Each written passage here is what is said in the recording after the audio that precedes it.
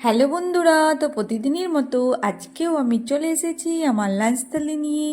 তো আজকে মঙ্গলবারে লাঞ্চে আমার কি কি রয়েছে চলো সেটাই তোমাদের সাথে শেয়ার করি।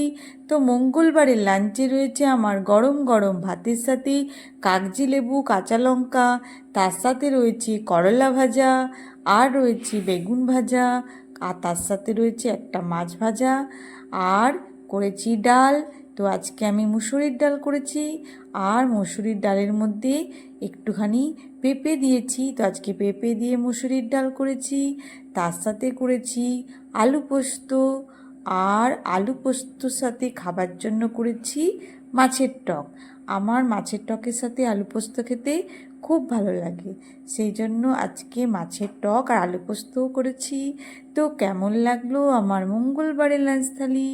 শুভ দুপুর বন্ধুরা, সবাই ভালো থেকো, সবারই দিন খুব ভালোভাবে কাটুক। কাল আবার দেখা হবে। তো আজকের লাঞ্চের থালিটা কেমন হয়েছে অবশ্যই কমেন্ট করে জানিও। গুড বাই বন্ধুরা।